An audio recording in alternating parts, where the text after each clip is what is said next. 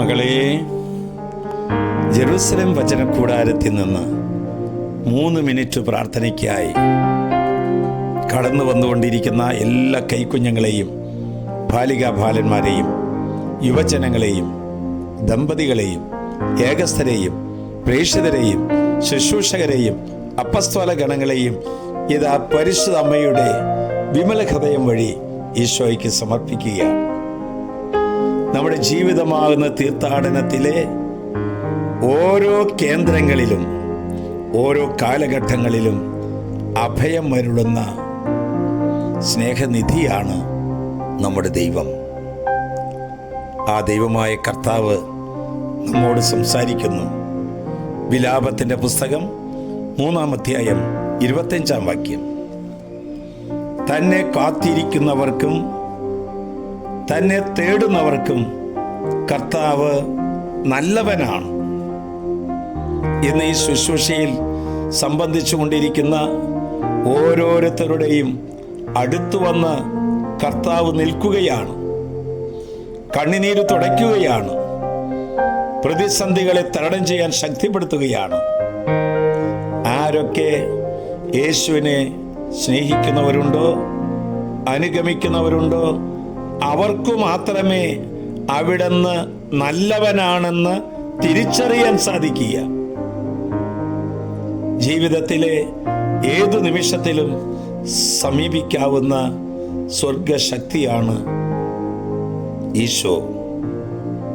കർത്താവിനെ അന്വേഷിക്കുന്നവർക്ക് മാത്രമേ അവിടുന്ന് നല്ലവനാണെന്ന് തിരിച്ചറിയുവാനും അവിടുത്തെ അനുഗമിക്കാനും സാധിക്കുകയുള്ളൂ.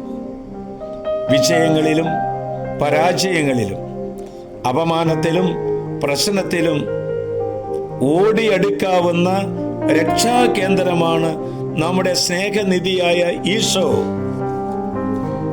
കുഞ്ഞുങ്ങളായാലും യുവാക്കന്മാരായാലും കുടുംബങ്ങളായാലും തലമുറകളായാലും വളരാനും ഉയരാനും അഭിവൃദ്ധി പ്രാപിക്കുവാനും കൂടെ നിൽക്കുന്നവനാണ് നമ്മുടെ കർത്താവ്. ജീവിതത്തിൻ്റെ ഏത് സമയത്തും സമീപിക്കാൻ പറ്റുന്ന സ്നേഹിതനാണ് സക്രാരിയിലെ ഈശോ. ദുഃഖങ്ങളിലും രോഗാവസ്ഥകളിലും ഏത് സമയത്തും ഓടിച്ചെല്ലാം.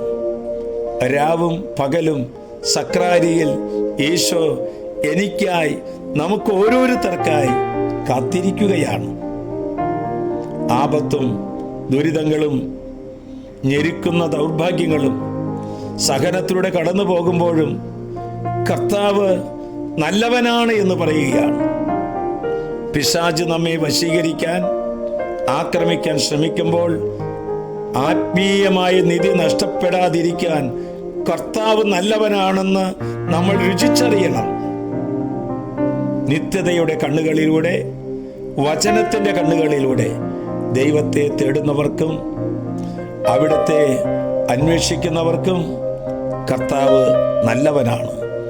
ഈ ഒറ്റ വചനം മതി പിശാചിനെ തൂത്തെറിയാൻ.